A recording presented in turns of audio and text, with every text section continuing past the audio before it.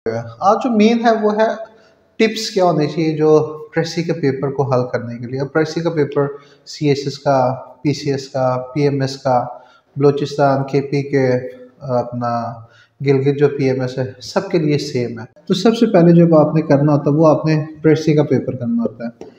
अब प्रेसी का जो पेपर क्यों करना होता है, क्योंकि प्रेसी के पेपर में सबसे पहले वो प्रेसी चेक करता है। अगर आपकी प्रेसी ठीक है पूरा पेपर आपका पास करेगा, अगर आपकी प्रेसी ठीक नहीं है तो वो पूरा पेपर फेल कर देता है। तो दूसरा आपको हल करना चाहिए वो आपको कॉम्प्रीहेंशन। अब कॉम्प्रीहेंशन में आप एक दफ़ा उसको रीडिंग कर लें, अगर आपको आसान लगे तो फिर आपने कॉम्प्रीहेंशन को करना है, और अगर आपको आसान ना लगे फिर आपने कॉम्प्रीहेंशन वाले को नहीं करना। तीसरी जो चीज़ है वो आपने इसमें करनी है जो आपको 5 में से 5 आती है।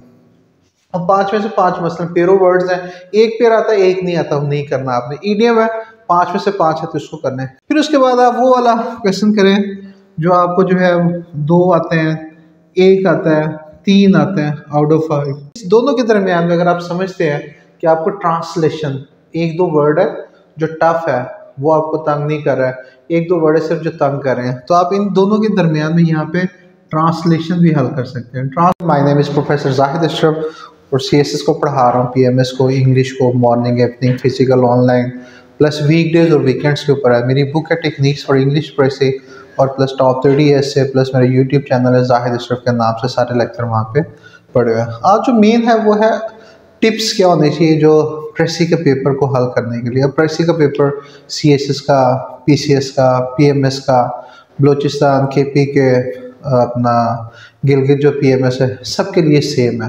तो जब भी आप प्रेसी का पेपर हल करें उसमें सबसे मोस्ट इंपॉर्टेंट, अगर सीएसएस की तरफ आए वहाँ तो ऑब्जेक्टिव होता है 20 नंबर का, तो मेरी बुक है टेक्निक्स फॉर इंग्लिश प्रेसी, वहाँ पे 20 नंबर का जो है वो सिनोनिम और एंटोनिम्स के वहाँ पे 3500 वर्ड्स दिए हैं, उसमें से आता है, उससे बाहर कभी पेपर नहीं आया। दूसरा जब प्रेसी का पेपर आता है तो सबसे पहले जब आपने करना होता है वो आपने प्रेसी का पेपर करना होता है। अब प्रेसी का जो पेपर क्यों करना होता है, क्योंकि प्रेसी के पेपर में सबसे पहले वो प्रेसी चेक करता है। अगर आपकी प्रेसी ठीक है पूरा पेपर आपका पास करेगा, अगर आपकी प्रेसी ठीक नहीं है तो वो पूरा पेपर फेल कर देता है। दूसरा याद रखिएगा प्रेसी में मैक्सिमम 1 या 2 गलती की गुंजाइश है, इससे ज़्यादा नहीं है।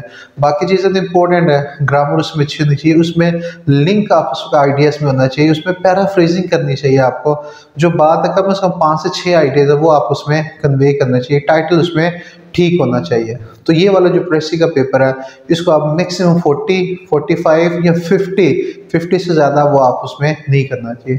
तो दूसरा आपको हल करना चाहिए वो आपको कॉम्प्रीहेंशन। अब कॉम्प्रीहेंशन में आप एक दफ़ा उसको रीडिंग कर लें, अगर आपको आसान लगे तो फिर आपने कॉम्प्रीहेंशन को करना है, और अगर आपको आसान ना लगे फिर आपने कॉम्प्रीहेंशन वाले को नहीं करना। जिस तरह लेटेस्ट को 1-2 सालों में कॉम्प्रीहेंशन ज़्यादा टफ आया, प्रेसी से भी ज़्यादा टाइम लगा, तो 1-2 दफ़ा पढ़ लें। अगर आपको मुश्किल लगे, इन दोनों के लिए ये है कि आप पेपर से पहले कम से कम अब मॉक दें, जिस समय मैं फाइनल पेपर से पहले 10 ऐसे के 10 प्रेसी के लेता हूँ। इससे पहले जब आप स्टार्ट करें कम से कम 5-6 महीने, 8 महीने पहले, फिर प्रेसी हल करें सीएसएस के पास पेपर के 10, 15, 20, 30, 40 सालों के, जब तक टीचर आपको कह ना दे बेटा आपकी अब स्किल अच्छी हो गई है, तो उससे फिर पेपर में आपको जो वो काफ़ी फ़ायदा मिलता है। तीसरी जो चीज़ है वो आपने इसमें करनी है जो आपको 5 में से 5 आती है। अब 5 में से 5 मसलन पेरो वर्ड्स हैं, एक पेयर आता है एक नहीं आता, नहीं करना आपने। ईडियम है 5 में से 5 है तो उसको करना है। करेक्शन 5 में से 5 आती है उसको करना है। ईडियम और पेरो वर्ड्स का भी एक तरीका बता देता हूँ। जब ईडियम और पेरो वर्ड्स करते हैं तो हमने वहाँ पे 2 से 3 सेंटेंस की एक सिचुएशन क्रिएट करनी होती है जिसका उसमें मीनिंग क्लियर हो। मीनिंग नहीं लिखना होता, हमने एक सिचुएशन क्रिएट करनी होती है जिसमें प्यूरो वर्ड्स और इडियम्स का जो मीनिंग क्लियर। अक्सर बच्चे कहते हैं able, he is an able teacher, sir मैं तो 5 के 5 ठीक करके आया तो मैं फिर भी फेल हूँ। He is an able teacher पे वो कभी भी पास नहीं करेगा। 2 से 3 सेंटेंस में एक सिचुएशन क्रिएट करें कि most of the student they got first position in the exam, that's why he is an able teacher. तो 2 to 3 सेंटेंस की जो है उसमें करें। फिर उसके बाद आप वो वाला क्वेश्चन करें जो आपको जो है 2 आते हैं, 1 आता है, 3 आते हैं आउट ऑफ 5। पहले में 5 और 5 ठीक है, और उसके बाद फिर आपने वो वाला क्वेश्चन करना है जिसमें आपको थोड़ा सा कम आता है। इस दोनों के दरमियान में अगर आप समझते हैं कि आपको ट्रांसलेशन, 1-2 वर्ड है जो टफ है वो आपको तंग नहीं कर रहा है, 1-2 वर्ड है सिर्फ जो तंग कर रहे हैं, तो आप इन दोनों के दरमियान में यहाँ पे ट्रांसलेशन भी हल कर सकते हैं। ट्रांसलेशन उस वक्त करनी है जब आपने पढ़ी है और आपने समझ आ गई कि यार ट्रांसलेशन मेरी 80-90% ठीक है, फिर 5 के बाद फिर आपने ट्रांसलेशन करनी है, फिर वो करना जो 5 में से 3 आते हैं, फिर वो करना जो 5 में से 2 आते हैं, फिर वो करना जो 5 में से 1 आता है, और एंड के ऊपर कोई क्वेश्चन नहीं छोड़ना। ये चीज़ याद रखिए, कोई क्वेश्चन आपने नहीं छोड़ के आना। और एक छोटी तरतीब याद रखिएगा, वहाँ पे 1 2 3 4 5 6 7 8 है, आपने सबसे पहले करेक्शन का 8 करना, तो वहाँ पे 8 नंबर लिखे, फिर आपने करेक्शन का नंबर 5 करना, वहाँ पे 5 लिखे, फिर करेक्शन का 2, अपनी नंबरिंग वहाँ पे नहीं देनी, ना पेरो वर्ड्स में, ना ईडियम्स में, ना करेक्शन में, ना प्रेपोजिशंस में, ना पंक्चुएशंस के अंदर। वहाँ पे आपने अपनी जो है नंबरिंग वो जो इसमें क्रिएट नहीं करनी। और ये ट्रांसलेशन है, ट्रांसलेशन यहाँ पे भी कर सकते हैं, अगर आप समझते हैं कि आपको आती है उसमें ठीक है। क्योंकि मैं जब पेपर से पहले 10 मॉक्स लेता हूँ, 10 ऐसे की 10 प्रेसी के, तो बच्चे को अंदाज़ा हो जाता है। और दूसरी एक अहम चीज़, आप टाइम मैनेज करें, 40-50 मैक्सिमम, 20-25-30 मैक्सिमम, फिर 20 मार्क्स इसको, फिर वो जो पहले आपकी सिनोनिम एंटोनिम 20 मार्क्स से आए थे, 15 से 20 मिनट उसको, बाकी जितने भी 5-5 नंबर है सबके 10 से 12, 10 से 12, 2 घंटे 40 मिनट में आपका पेपर ख़त्म होना चाहिए। मैं जो मॉक टेस्ट लेता हूँ 2.5 घंटे में, और आखिरी वाले कुछ मॉक टेस्ट सिर्फ 2.25 घंटे में लेता हूँ। फिर जो आखिरी 15 मिनट है उसमें प्रूफ रीडिंग करें, देखिए मैंने क्वेश्चन नंबर प्रॉपर दिया है, पेपर में जब भी लिखें क्वेश्चन नंबर बड़ा लिखा है, ऐसे करके क्वेश्चन नंबर 1, फिर वो जहाँ पे खत्म होता है वहाँ पे 2 लाइन ड्रॉ करें, फिर वहाँ पे लिखें क्वेश्चन नंबर 4 और ए।